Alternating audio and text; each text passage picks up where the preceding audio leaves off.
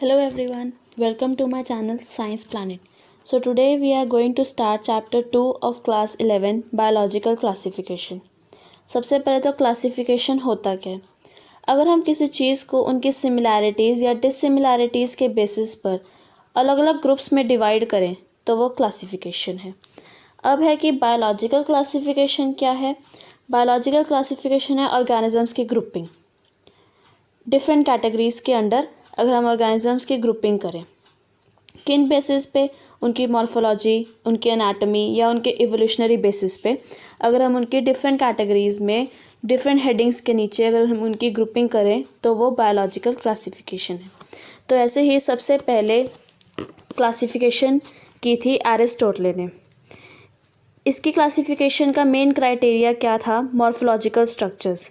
तो मॉर्फोलॉजी के बेसिस पे प्लांट्स को इसने ट्रीज़, श्रब्स और हर्ब्स में डिवाइड किया और एनिमल्स को रेड ब्लड एनिमल्स या नॉन रेड ब्लड एनिमल्स में डिवाइड किया। लेकिन इसके भी डिसएडवांटेज थे कि उसने सिंपल मॉर्फोलॉजिकल करैक्टर्स ही चूज़ किए क्लासिफिकेशन के लिए। उसके बाद था लीनियस ने टू किंगडम सिस्टम क्लासिफिकेशन चलाया। इसने सारे ऑर्गेनिजम्स को दो किंगडम्स में डिवाइड किया, first Plantae, second animalia. Plants और एनिमल्स में डिवाइड कर दिया। इसका क्या डिसएडवांटेज था कि इसने प्रोकार्योट्स या यूकार्योट्स, यूनिसेलुलर, मल्टीसेलुलर, इन सब फोटोसिंथेटिक या नॉन फोटोसिंथेटिक, अब जैसे प्लांट्स हैं, प्लांट्स सारे के सारे प्लांटे किंगडम में तो आ गए, लेकिन कुछ प्लांट्स ग्रीन प्लांट्स होते हैं जो फोटोसिंथेटिक होते हैं, कुछ नॉन ग्रीन प्लांट्स होते हैं जो नॉन फोटोसिंथेटिक होते हैं। ऐसे इसने काफ़ी क्राइटेरिया को मिस कर दिया। ऑर्गेनिजम्स को प्लांट्स और एनिमल्स में डिवाइड करना इजी है और उनको अंडरस्टैंड करना भी इजी है, लेकिन इसमें काफ़ी ऐसी क्राइटेरिया थे जो उसने मिस किए। बहुत सारे ऑर्गेनिजम्स इन दोनों में से किसी भी कैटेगरी में नहीं आते, तो इसलिए ये सिस्टम जो था क्लासिफिकेशन का ये इनएडिक्वेट माना गया। उसके बाद है आर.एच. विटक्कर ने 5 किंगडम ऑफ क्लासिफिकेशन स्टार्ट किया, जिसमें उसने सारे ऑर्गेनिजम्स को 5 किंगडम्स में, अलग अलग 5 किंगडम्स में डिवाइड किया, Monera, Protista, fungi, plants and animals. जो इसका मेन क्राइटेरिया था क्लासिफिकेशन का वो था cell structure, thallus organisation, mode of nutrition, reproduction, phylogenetic relationships. ऐसे काफ़ी सारे क्राइटेरिया को लेके इसने 5 किंगडम्स बनाए। वो 5 किंगडम्स हैं Monera, Protista, fungi, plants, animalia. ये है एक टेबल जिसमें 5 किंगडम्स को ब्रीफ में डिस्क्राइब किया गया है। पहला है सेल टाइप। सिर्फ एक मोनेरा ऐसा किंगडम है जिसमें प्रोकार्योटिक सेल्स टाइप हैं, बाकी सारे यूकार्योटिक हैं। Next is cell wall. सिर्फ एक एनिमेलिया ऐसा किंगडम है जिसमें सेल वॉल प्रेजेंट नहीं है, बाकी चारों में सेल वॉल प्रेजेंट है। किसी में पॉलीसेक्राइड या अमीनो एसिड्स की, या किसी में काइटिन की, किसी में सेलुलोज की, लेकिन सेल वॉल प्रेजेंट है। सिर्फ एनिमेलिया में सेल वॉल प्रेजेंट नहीं है। Next is nuclear membrane. Monera prokaryotic है, इसलिए उसमें न्यूक्लियर मेम्ब्रेन भी एब्सेंट है, बाकी सब में न्यूक्लियर मेम्ब्रेन प्रेजेंट है। Next is body organisation. Monera और प्रिस्टा यूनिसेलुलर हैं और बाकी सारे मल्टीसेलुलर। फंजाई मल्टीसेलुलर है, उसमें लूज टिश्यू प्रेजेंट होते हैं। प्लांटे जो हैं वो उसमें भी टिश्यू प्रेजेंट होते हैं और ऑर्गन प्रेजेंट होते हैं। एनिमेलिया में टिश्यू, ऑर्गन सिस्टम प्रेजेंट होते हैं। Next is mode of nutrition. सिर्फ फंजाई और एनिमेलिया हेटरोट्रॉफिक हैं, बाकी सारे ऑटोट्रॉफिक हैं। अब मोनेरा है वो कीमोसिंथेटिक भी हो सकता है, फोटोसिंथेटिक भी हो सकता है, हेटरोट्रॉफिक भी हो सकता है, सैप्रोफिटिक या पैरासिटिक भी हो सकता है। प्रोटिस्टा फोटोसिंथेटिक भी हो सकता है और हेटरोट्रॉफिक भी हो सकता है। फंजाई सैप्रोफिटिक और पैरासिटिक हैं। प्लांट्स ऑटोट्रॉफिक हैं, फोटोसिंथेटिक हैं, वो अपना खाना खुद बनाते हैं। And Animalia are heterotrophic. Now we will study these 5 kingdoms in detail. First is Monera. Monera का सबसे इम्पॉर्टेंट मेंबर जो है वो है बैक्टीरिया। इसमें जो भी ऑर्गेनिजम्स प्रेजेंट हैं वो सारे प्रोकार्योट्स हैं। इसमें बैक्टीरिया या ब्लू ग्रीन एल्गे आते हैं। जो बैक्टीरिया हैं वो बहुत एक्सट्रीम के हैबिटेट्स में सर्वाइव कर सकते हैं, जैसे हॉट स्प्रिंग्स, डेजर्ट्स, स्नो या डीप ओशंस। जो ऑर्गेनिजम्स हैं वो जैसे पैरासाइट्स दूसरे ऑर्गेनिजम्स पे सर्वाइव कर सकते हैं, ऐसे बैक्टीरिया भी दूसरे ऑर्गेनिजम्स पे भी सर्वाइव कर सकते हैं। जैसे मैंने अभी आपको यहाँ पे बताया कि ये प्रोकार्योट्स हैं, इसलिए इसमें ट्रू न्यूक्लियस प्रेजेंट नहीं है, यानी इसमें न्यूक्लियर मेम्ब्रेन प्रेजेंट नहीं है। These organisms can be autotrophs, heterotrophs as well as parasites. इनमें सेल वॉल प्रेजेंट नहीं होती। जो रेस्पिरेशन है वो एरोबिक भी हो सकती है, एनारोबिक भी हो सकती है। इनकी मूवमेंट फ्लैजेला के थ्रू होती है। एक्सचेंज ऑफ गैसेस या न्यूट्रिएंट्स जो है वो डिफ्यूजन के हेल्प से होती है। Under 4 categories on the basis of their shape. First is spherical, जो स्फेयर लाइक प्रेजेंट होते हैं। This coccus, plural cocci. Next is rod shaped, जो रोड्स की शेप में है वो है bacillus, this one. Next is comma shaped, vibrio, plural vibrio and singular vibrium. Then spiral shaped, spirillum, plural स्पाइरला, this one. So they are divided into 2 categories, that is Archaebacteria and Eubacteria. Archaebacteria are the special type of bacteria that can survive in most harsh habitats such as hot springs. They are known as hermoacidophiles. They can also survive in very high salt concentration, that is halophils, and very marshy areas like methanogens. जो इनकी cell wall है वो बाकी मोनोरेंस से काफ़ी different होती है, because the cell wall is modified so that they can survive in very harsh conditions. जो मेथनोजेंस हैं that they are found in the gut of buffaloes and cows. क्योंकि that so that they can help in the production of biogas from the dung of the animal. तो यहाँ पे आपका ये function भी आ गया. So the next is eubacteria. Eubacteria are also referred as true bacteria. इनकी अलग ही पहचान होती है. इनमें मोटाइल फ्लैजेलम प्रेजेंट होता है और रिच सेल वॉल प्रेजेंट होती है. The eubacteria also include cyanobacteria, that is blue green algae. They are like plants. जैसे प्लांट्स में क्लोरोफिल ए प्रेजेंट होता है, इनमें भी प्रेजेंट होता है. So also known as photosynthetic autotrophs. Cyanobacteria जो है वो यूनिसेलुलर है और फिलामेंटस एल्गे है.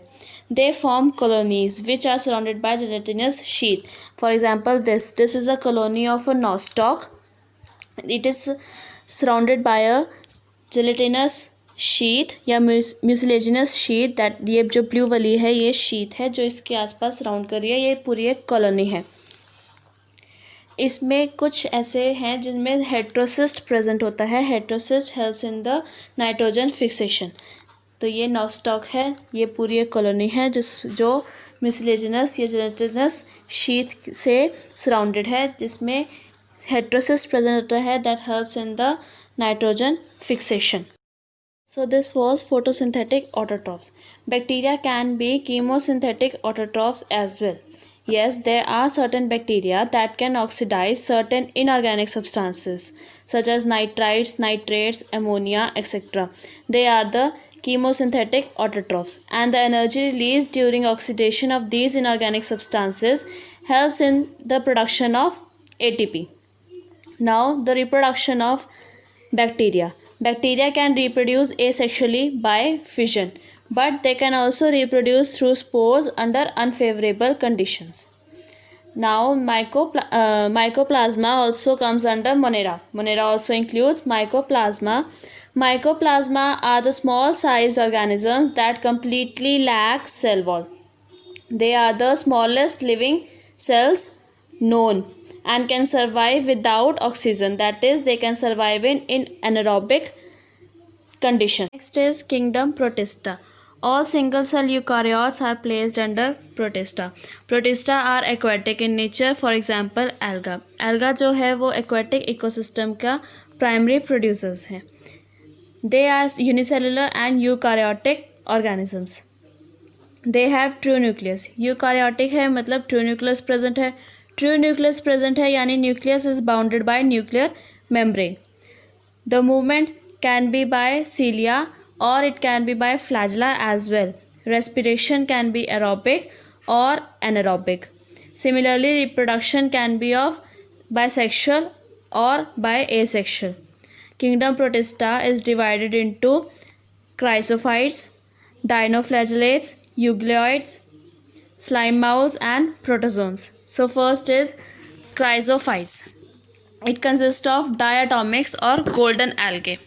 They are freshwater as well as marine water organisms. They are photosynthetic in nature, hence they prepare their own food. The cell wall is impregnated by silica. That means it is embedded with silica. They are the major producers in the oceans. Mostly they are unicellular flagellates. Unicellular है यानी single celled, and flagellate is present, or it can maybe sometimes it may be amoeboid. So the next is dinoflagellates. These organisms are mostly marine and photosynthetic. They appear in different colors like yellow, brown, red or blue. Different colors में appear होता है. क्यों होता है? Because of the presence of pigment. Dinoflagellates के cells में different colors of pigments present है, जिनकी वजह से they appear as different colors. The cell wall is made up of cellulose and they are biflagellate. Biflagellate मतलब two flagella are present. One is placed longitudinal and the other one is placed transversal. जो red dinoflagellates हैं यानी Goniolax undergo very rapid multiplication. These undergo such rapid multiplication that they make the sea appear as red. It is known as red tides. So the next is euglenoids. Euglenoids are freshwater organisms. They are surrounded by a protein-rich layer known as पेलिसल. Euglenoids में cell wall present नहीं होती. Cell wall की बजाय पेलिसल present होता है. Pelicil is protein-rich layer. They have one short flagella and one long flagella. They can behave as autotrophic as well as heterotrophic. In the presence of sunlight, they are autotrophic, or we can say they are photosynthetic. But when these are deprived of sunlight, जब sunlight नहीं होती उन पे, they behave as heterotrophic organisms. For example, Euglena. Most of the euglenoids have chloroplast so they can synthesize their own food. जैसे मैंने अभी बताया, sunlight की presence में they prepare their own food. They are autotrophic or photosynthetic. Hence, the chloroplast is present that helps to synthesize their own food. The reserve food material in euglenoids are carbohydrates. Next is slime moulds. Slime moulds are saprophytic in nature. Under favorable conditions, they form fruiting bodies with spores. Favorable conditions में they produce spores. They possess true cell wall. They are extremely resistant to adverse conditions. True cell wall present है, hence they are resistant to survive in adverse conditions. Next is protozoans. Protozoans are heterotrophs. They can live as predators as well as parasites. Predators या parasites की तरह भी रह सकते हैं protozoans. They are of 4 types. First is amoeboid protozoans. Amoeboid protozoans are found in fresh water, moist soil or sea water. They possess pseudopodia. Pseudopodia यानी false feet for engulfing the food particles such as amoeba. जैसे amoeba सबको पता है कि वो they use pseudopodia for the engulfing of food particles. Next is flagellated protozoans. Flagellated protozoans can be free-living or parasitic. This group of organisms are responsible for different parasitic diseases. जो different parasites से diseases होती हैं, the flagellated protozoans are responsible for that. For example, trypanosoma causes sleeping sickness. Next is ciliated protozoans. Ciliated protozoans नाम से ही पता चल रहा है ciliated है यानी बहुत सारे cilia present है. Hence it possess thousands of cilia. The movement of cilia helps in movement for forward and backward movement of the protozoans. It also helps in obtaining food from the outside. Cilia also helps in obtaining food. For example, paramecium. Next is sporozoans. Form reproductive cells which are known as spores. They are parasitic and pathogenic in nature. For example, plasmodium which causes malaria. जो इनकी reproduction है, they can be by asexual mode or sexual mode as well. Thank you. And if you have any doubt or query about any topic, you can direct message me through Instagram. My Instagram page is Science Planet 0310 without any space. You can ask your doubts in comment section also. I will make sure to clarify your doubt as soon as possible. Please feel free to ask your questions. You may visit my Instagram page for the notes of this chapter, or you may take screenshots from this video too. Thank you.